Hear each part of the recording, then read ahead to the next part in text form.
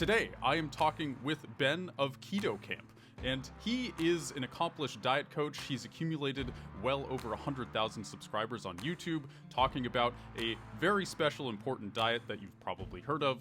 And instead of me rambling on and telling you who he is and what he's about,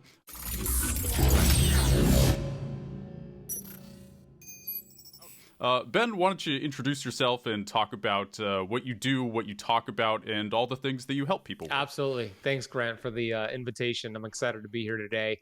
As you mentioned, my company is called Keto Kamp. We are a global brand, primarily growing with YouTube as the number one platform where most people discover us. And we're getting the information out there to empower and inspire people, to give them the tools so they could lower inflammation in their body and essentially heal a lot of conditions like type 2 diabetes, insulin resistance, obesity, etc. We have the solution to a lot of these big problems out there. So my company is called Keto Kamp. We do that through social media. We do that through podcasts like this one. But the biggest one, the biggest platform is YouTube. YouTube is where most people discover me. It's where we've reached the most growth. It's how we're able to build our email list for the most part, has been YouTube. So we're very consistent on YouTube. We're very active, and we treat YouTube like a business, not a hobby, because we see it as a business and not just something we're interested in, but something we're committed to do. So that's what we're doing. We have books, we have other resources available, freemiums, etc. But our main platform is this YouTube platform.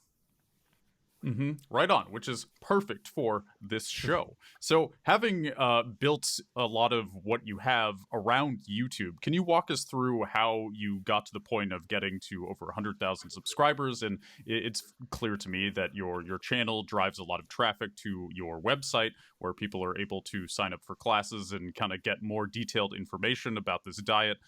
So, how did you go about building this channel within your niche? Was there anything specific that you wanted to do? Were you kind of just like trying things until something worked? Walk us through the process of how you got to where you are. You said a key word there. You said niche, right? And that's what really helped me grow on YouTube, is when I discovered and honed in on a niche. And before that, before I focused on my niche or niche, however you want to say it, I was general. My YouTube channel was just my name, Ben Azadi, and I was talking about whole sorts of different things, mindset, sleep, nutrition, keto, book reviews, etc. I was all over the place, and I've had my personal YouTube channel for many, many years, 10 plus years, and doing video blogs at concerts, etc. And it's like, it was confusing to these subscribers because they subscribed for my video content for going to a rock show, and then I talk about keto, and then it's just like it didn't give me any traction. So I ended up actually hiring a business and marketing coach about 4 years ago, and I'm like, hey, I want to grow on YouTube. I want to grow my brand. At that time, I didn't even have Keto Kamp. My company was called Shred Fat. So he asked me, and this is a good question to ask yourself for those watching and listening: what do you love to study? What are you passionate about? What are you energized about after you have a conversation about this topic? And at that time, and still to this day, was keto. Talking about keto and how when you do it right, it lowers inflammation, it resets your metabolism, and helps you reverse type 2 diabetes, which we've been taught as like a lifelong sentence when it's not. So I was super passionate about keto. So that's the focus. That was the niche. It's something that I love to study and teach, and that's what we focused in on. So I rebranded from Shred Fat to Keto Kamp, and Kamp is spelled with a K. It rolls off the tongue very nicely, Keto Kamp. And then I was going back and forth between, should I just start a new YouTube channel or just remove all the content on the previous YouTube channel or just add new content? And I went with starting a brand new channel. And that was about 4 years ago. Not even 4 years ago. It was about 3 years ago where I started a new YouTube channel called Keto Kamp. And the significance of that, having a niche, I want somebody to show up on my channel not knowing anything about me or anything about my channel. But the second they land there, they know what they're going to get because they see it in my actual name, Keto Kamp. They're going to learn about keto. 90% plus of my content is keto. And that's how I was able to get off on the right foot, because I knew what my niche was. And there's some truth to that slogan that the riches are in the niches, because you could grow so much faster focusing on a niche and then expanding later on, because I love to talk about other things, but focusing on that niche and then building that tribe and then sprinkling in other things like mindset, YouTube stuff, etc. So before I even launched the channel, I got clear on the niche, number one. second thing I did was I came up with 10 video ideas, and I used a website called answerthepublic.com, where I typed in keto or what is the keto diet, and it gives you like hundreds of questions that people are asking on the internet regarding keto. And I came up with the top 10 most popular questions. And then I recorded those videos before I even launched the channel. So I had that batched. And then I knew when my channel was launched, I was going to drip out a new video every Monday, every Friday, but I had 10 in the bag. So I didn't have to scramble. I didn't have to stress myself out. So I had that batched, and then I would just drip those videos out Monday, Friday, Monday, Friday. I was letting my audience know new video every Monday, every Friday. I put it in my banner, new video every Monday, every Friday. And in the beginning, it was slow growth. You know, I was paying money for a video editor. I was doing a lot of the video editing myself, and it was taking a lot of time and effort, and it didn't reflect in my subscribers. To give you an example, 4 months into launching this Keto Kamp channel, I had 342 subscribers. I remember the exact number. And that's great. 342 people want to learn more about my work. I'm not downplaying that number of subscribers, but I had bigger goals and aspirations. I wanted thousands. I wanted eventually millions. So I was a little frustrated, but I was committed to doing a new video every Monday and Friday. I was not interested. I was committed. Big difference. So I said, I'm going to just keep putting out the content, keep putting out the content. And at that time, a video that I posted, it was actually one of my first videos, started to take off. The YouTube algorithm just caught it somehow. I don't even know why or how, but it caught it. And it was a video on 5 keto fruits you can eat all the time. Apparently, people want to eat fruits on keto. So I I started. bet they You do. say that again? I I bet bet they they do do. because they're missing it, right? So I just Mhm. started looking at the YouTube video views for this video, and it was like 1,200, and then I would refresh it a couple hours later, 1,800, and then the next morning, 6,000, and then 12, and then eventually it went over a million, that video. And as soon as I saw that, I doubled down. I said, okay, my channel is going to grow faster because this video is taking off, and I think the algorithm will favor that. So I went from 2 videos to 3, and then I was just consistent, and I got better and better with my delivery. I got better and better with my video editing and video editors. And now I have about almost 140,000 subscribers, right? But the moral of the lesson is this: number one, a niche is important. Number two, consistency is the name of the game. And number three, I really believe it was the universe testing my commitment, and I broke the universe essentially because I got slow growth, but I said I'm going to still post videos. I'm going to still research these videos and get them out there. And eventually it was that hockey stick reference where you get that curve and then boom, it takes off. So you're committed. You got to be committed. That's very, very important. And I'm glad that you were able to find your niche or niche and really succeed there because I think the fact that you started with a more generalized channel where you were kind of covering whatever you wanted was actually a good thing. Not because it worked, because clearly you didn't get the results you wanted, but rather because I think a lot of people, when they have a YouTube channel, they want to talk about whatever they want whenever they want. And that can be very appealing. I totally get it. I think there are a few channels that can get away with that, maybe because the personality hosting the videos is just I don't know, you just have this kind of it factor or something. You're Madonna, you're in front of the camera and people can't stop watching for whatever reason. But that is very Yeah. rare. And that's why it's important to have a channel where people, as you said, they know once they get there exactly what it's for. They know what they're going to get whenever you post. There's no ambiguity. You know, you're, as you said, you're not gonna be posting about a rock show and then keto diet. You know, it has to be focused. And when you do that, you end up accumulating an audience who you know is going to watch a lot of your videos. And I'm also glad that you made a new channel instead of just kind of keeping going with the old one. And the reason for this, just to kind of give more details for our listeners, is because you could have just all of a sudden decided, okay, I'm going to change the name of this old channel. I'm going to use the existing audience and have them hopefully watch these more niche videos. But what would have happened, in my opinion, is a lot of your subscribers wouldn't care about this diet. Some of them would, but a lot of them, you know, they subscribed for, you know, a video about a rock show or what have you. And then what that's going to tell YouTube is that a lot of your subscribers aren't interested in what you're putting out. So every video you release is essentially starting at a deficit. The algorithm thinks, oh, this guy's subscribers don't even care about his videos, so why should a larger audience care?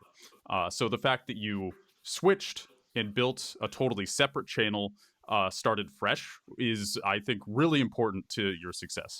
Great advice. I agree. I agree. It was the right decision. And I had on that other Ben Azadi YouTube channel, I had a few thousand subscribers. So it was a hard decision. I'm like, oh my gosh, I built this 10, 12 years putting out video. I have a couple thousand subscribers. Do I really want to start a new channel?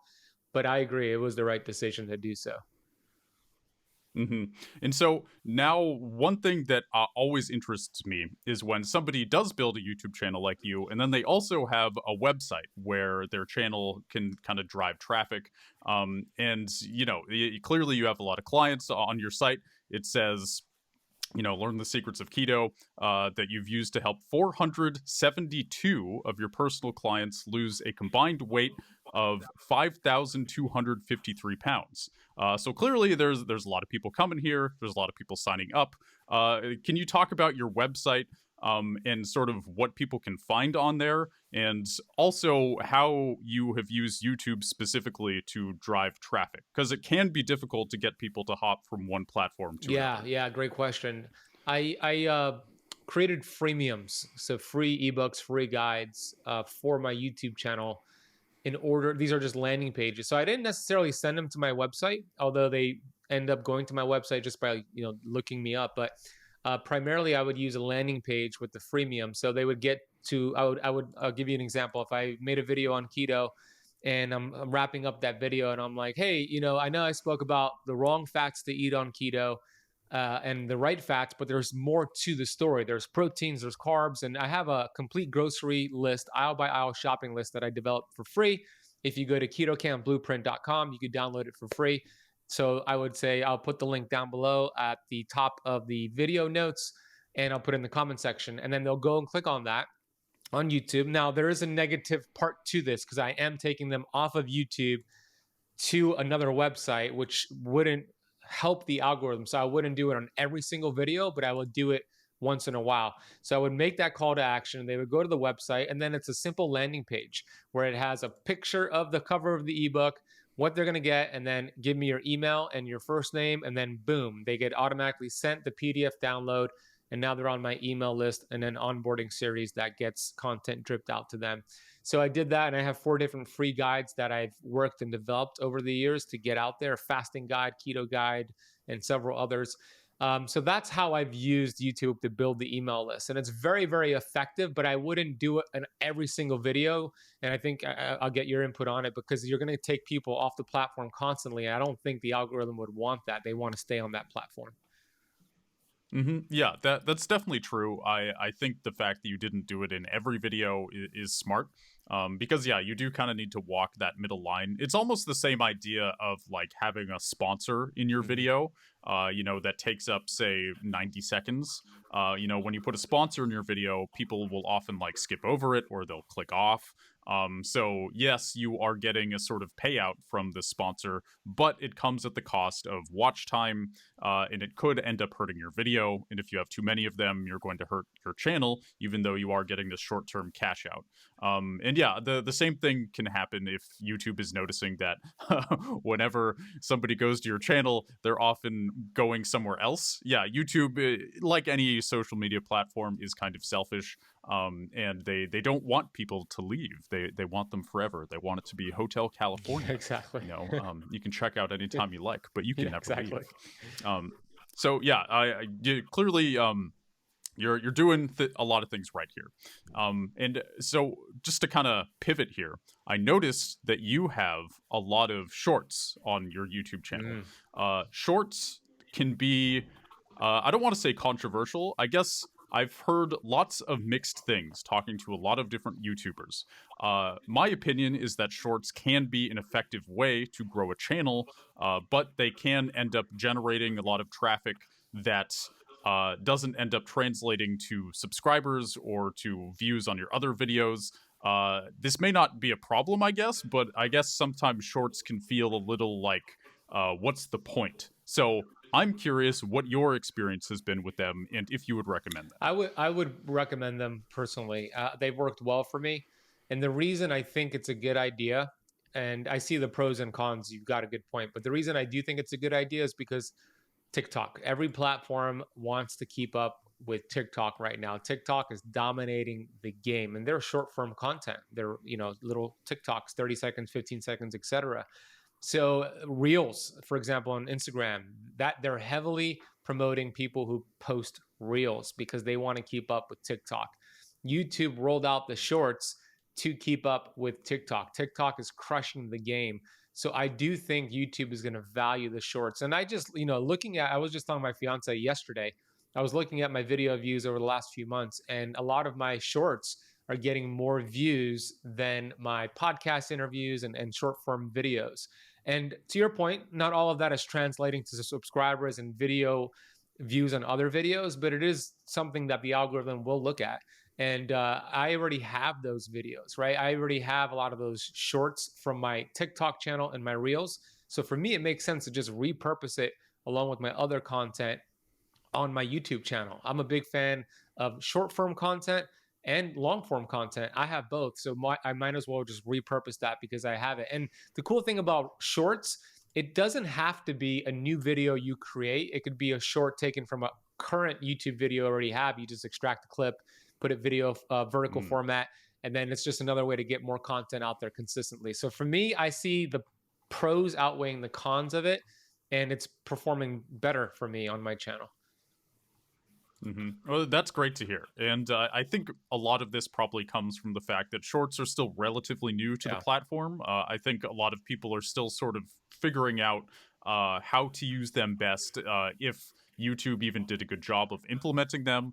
I think overall the answer is yes. Yes, they did do a good job. I personally, I end up watching a lot of YouTube shorts. I don't necessarily end up clicking to see the channel that made them.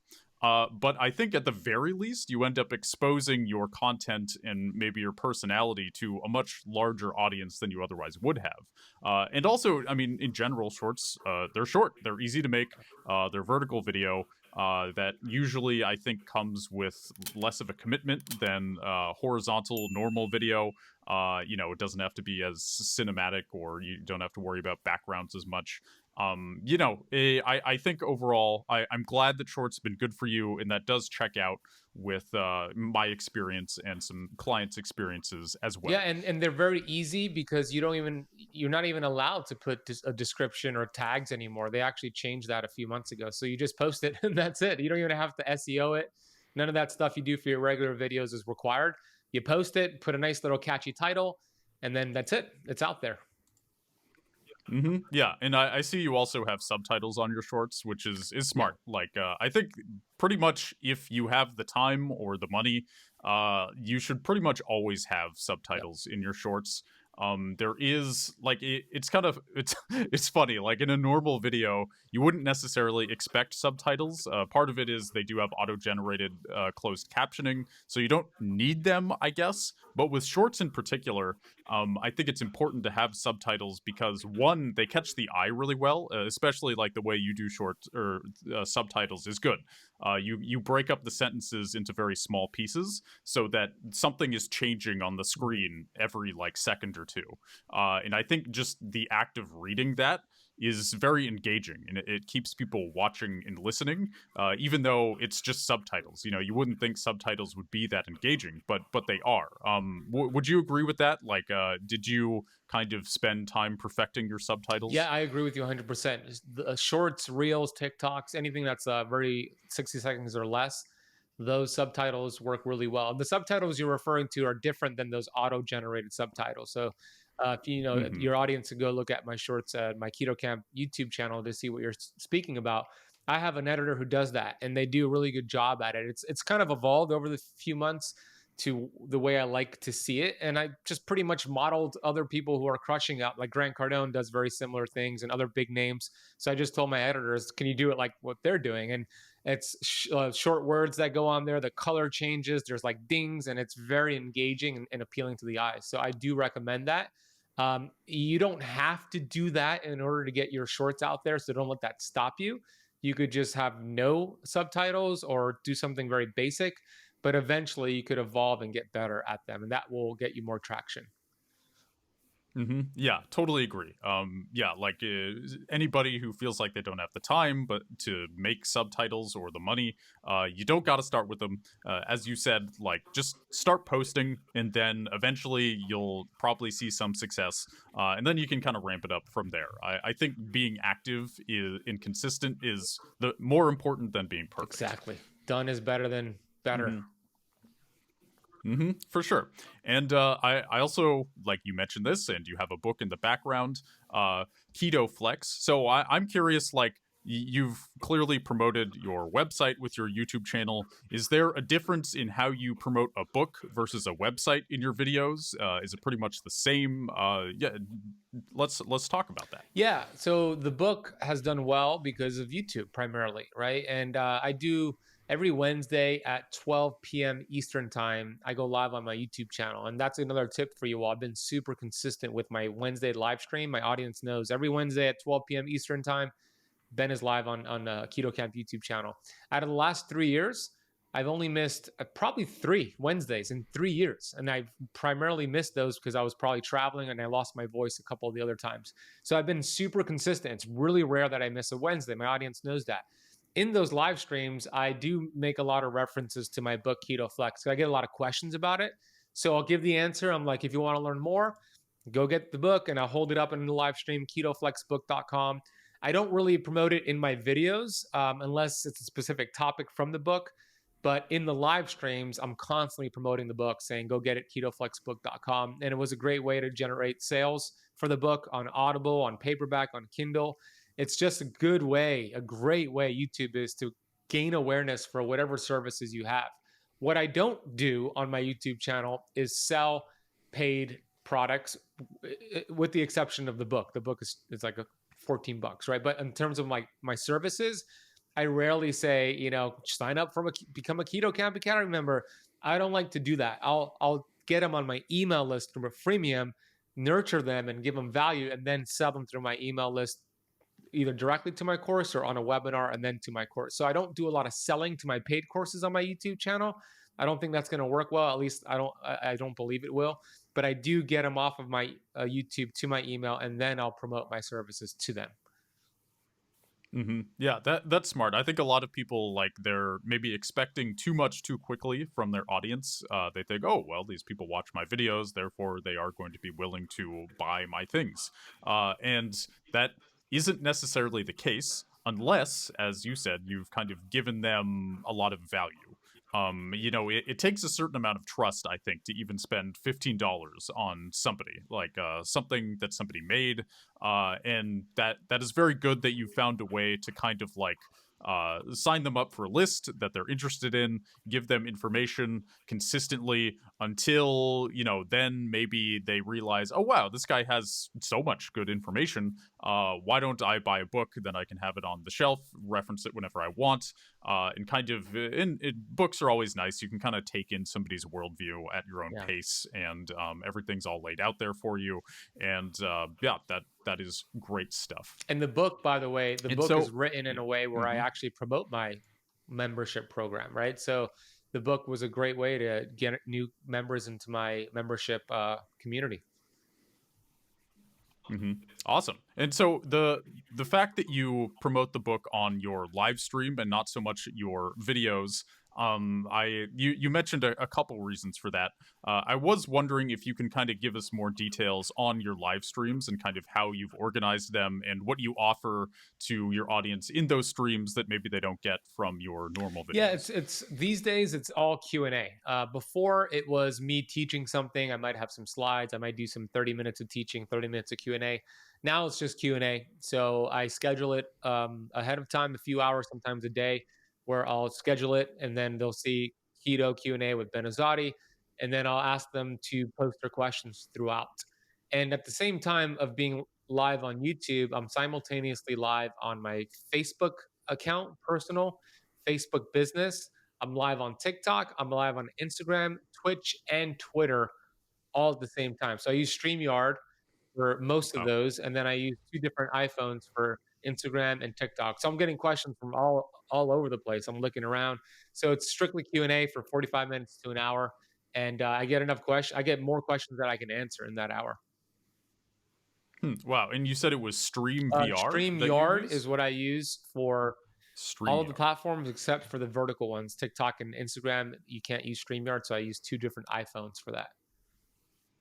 Wow, that is amazing. I've not heard of somebody broadcasting to that many platforms at once, but the fact that it's possible and that you do it clearly works. I'm writing that one down for sure. Great way. If you're going to be live, might as well get as many platforms as possible, right?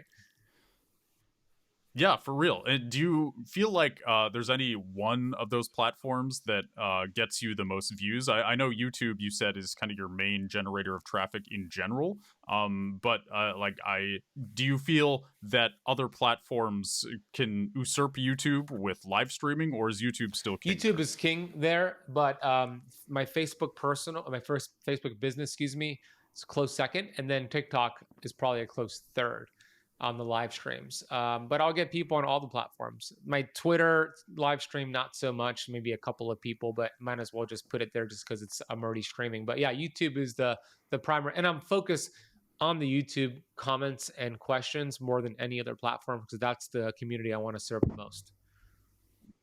Mm-hmm. Makes sense. Makes sense to me. And so it seems like with your channel, like your main avenues of monetization are you of course have your website, the course is on there. You have streams where I'm sure you do get donations there as well. You have a book. And is there anything else I'm missing? Just because monetization with YouTube and being online in general it's kind of the all important question.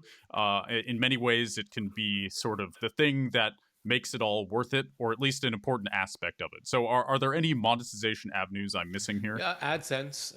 Well, you know what YouTube pays me through ads, and that was something that I was actually reluctant to turn on when I qualified to turn on ads. I forget what the qualification is, like 1,000 subscribers, I think, and a certain watch time.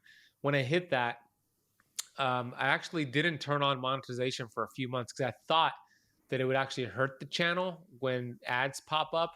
But then I realized people think it's just YouTube putting the ad. They don't think it's me doing that to them. They think it's YouTube, and it's perfectly normal. And wouldn't YouTube want to reward it more because you're showing their ads? So that made sense to me. And then I turned on the ads, and it actually did help when I turned on the ads. And then I started getting a payment through Google AdSense through YouTube every month, and that will range the payment from 1,200. A good month could be like 4,000 just from YouTube. And you could select on your YouTube channel how you want the ads to show. You could do like a pre-roll, post-roll, mid-roll, and YouTube selects the ads. It's not your actual ads. They select it based off of the video or whatever, whoever's targeting it. I removed mid-roll ads just because I didn't want to have that on my video, but I do put pre-roll and post-rolls checked on. So I get paid from YouTube AdSense every month based off of that. Great. And yeah, I'm glad you mentioned that turning on ads has actually helped you. There is sort of a lot of people theorize that having ads does in fact make YouTube more likely to promote you. And as you mentioned, the reason for this is because when your videos have ads, YouTube also makes money. A lot of people don't know this, but YouTube takes about half of ad revenue. So, whatever you end up getting, you actually made double that, but YouTube took half of it. I believe it's 55%. It may have changed over the years, but it's about half. So yes, YouTube is incentivized to actually promote videos that have ads on them because they make money. So, for those thinking, oh, should I turn on ads? Is this worth it? The answer is yes. And also, as you said, people, they think YouTube is the one putting the ads there. And as long as they're not obnoxious about it, I think a lot of people don't really notice anyway. They're used to it. Yeah, they're used to it. And then I think there's also an understanding that nothing comes free. And as long as it's respectable and there's not an ad every 5 seconds, I mean, you don't even have mid-rolls, so you're good to go there. As long as you're being cool about it, people understand that this is free content and you got to pay for it somehow. Exactly. Yeah, that was something that I struggled with, but at the end of the day, it makes sense to do it, to turn it on. Mm-hmm. And I'm guessing you haven't really struggled too much with demonetization or anything. You seem like you're in a pretty like neutral niche where you're not like swearing a lot, you're not being edgy, you're not really dealing with the yellow dollar signs at all. No, I'm not. And a lot of my editors know to use royalty-free music if I ever use music on a video.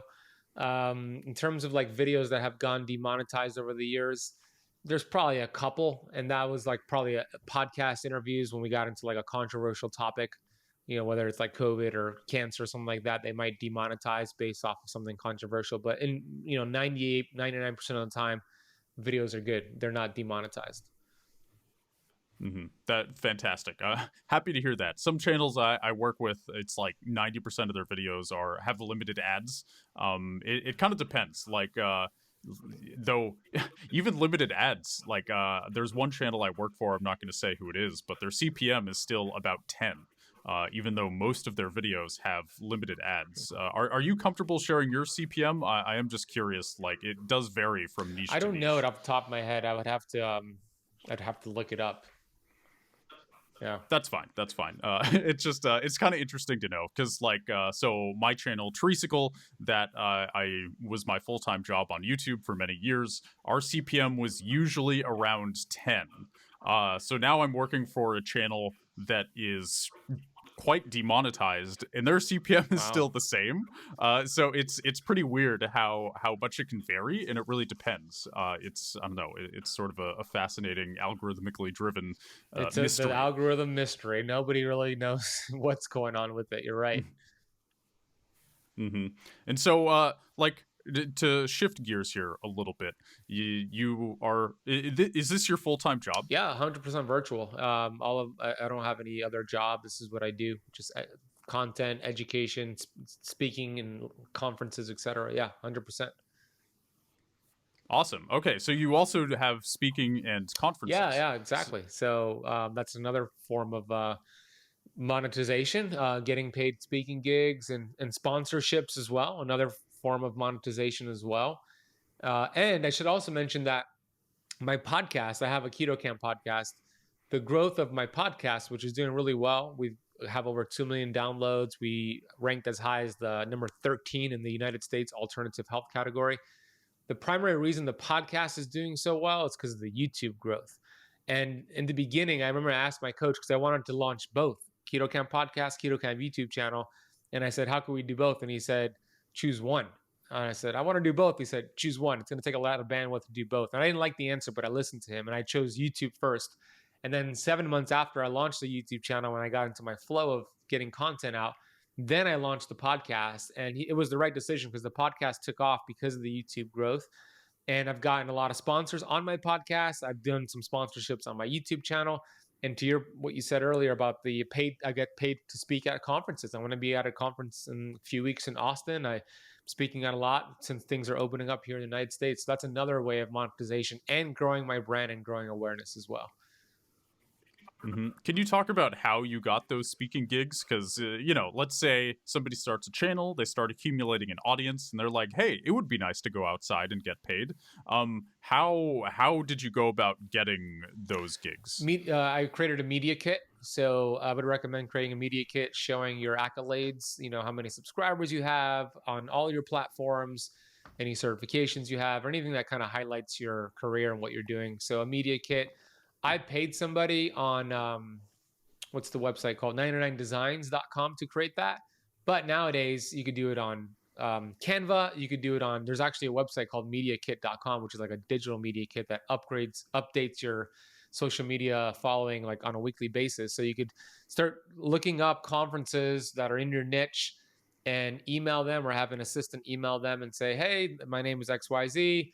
I'd love to add value to your conference. I'm going to attach my media kit. Let's hop on a Zoom to discuss more. And look, in the beginning, I was doing a ton of free lectures. I was not getting paid for it. I've done probably over 100 free lectures all over the place. And then eventually you start getting better. You start looking at yourself with higher value and valuing yourself more. And then you start saying, okay, now you want to get paid for these speaking gigs, and then what you value you get, right? So if you want to value yourself, you might want to put a price on what you would want to charge for a speaking gig. But to answer your question, a media kit has been super helpful, and you just start sending it out, emailing it to a whole bunch of companies and conferences or whatever your target audience is. And I think it's good, like, that you were willing to start by speaking for free. Especially, you know, I'm sure it was a little daunting. Like, you get out there and maybe it's your first time doing this. At least for me, I would probably feel weird if I if I felt like a newbie and I was getting paid a decent amount of money. That probably took the pressure off a little bit and allowed you to get your footing before you were finally ready and realized, okay, I really know what I'm doing here. Now I'm ready to start charging because I know that I am worth that Yeah, amount. it's a good point. Exactly. You know, it's all of those speaking gigs that I did for free were all just adding to my confidence, adding to my knowledge, adding to my experience. So it's all part of it. I wouldn't take that back for anything. I think it's a very important. And I always say, you know, embrace the suck, because in the beginning it's gonna suck, right? When you start a YouTube channel, it takes a lot of bandwidth to be consistent on YouTube. It's worth it when you are, but it takes bandwidth, as you know, Grant.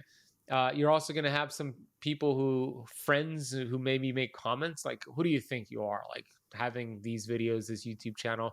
You're going to have friends who don't support your YouTube channel at all, and you're going to have videos who bomb. You have videos who do a little bit better. The journey of it may suck, and it probably will suck. You know, when you embark on something that's worthwhile, it tends to suck. And it sucked for me for a while because I was getting very minimal traction. But my formula for success has always been this: it's suck, suck, suck, success. Okay. You embrace the suck, you keep pushing forward. It's the frequency that creates the genius. So you go from being okay to being better to being good to being great. And then the more you do it, the better you get. Same thing with the speaking gigs. I did a whole bunch for free and I sucked in the beginning. I was nervous and I didn't deliver the message well. Even with the YouTube videos, you put a camera in front of me in the beginning. It's weird, as you know, Grant. You know, you're talking to a camera, not a human being. There's no eyeballs. It's like, and I messed up so many times, but you do it enough times, you embrace the suck, and you get better at it. And that's the goal. Just keep getting better. Embrace the suck. I love it. I super love it.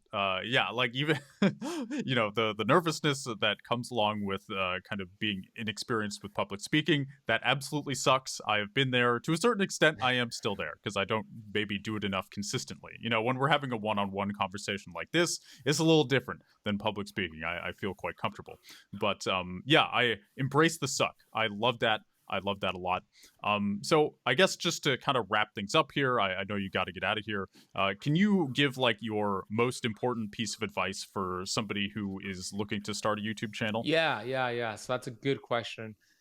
I would say this: the voice that comes in your head that tells you you're not good enough, you're not smart enough, whatever the negative belief, the self-limiting belief is, I call it stinking thinking. It really has nothing to do with you or your potential. It has everything to do with your conditioning and your programming. Understand that. And the greatest power that we have as human beings is the ability to change your thoughts.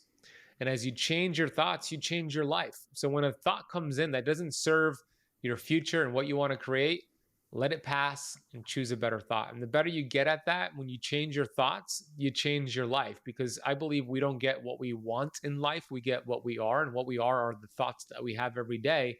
And the average person has about 60,000 thoughts per day. That's why I always say, Grant, you are the most influential person you will speak to today. So have the best conversation ever with yourself. It won't happen overnight, but the better you get at it, the better you'll become. And just keep pushing forward and embrace that suck. Wow, that is super, super true. I couldn't agree more, and you put it very eloquently. Thank you for sharing. Yeah. I appreciate Thanks.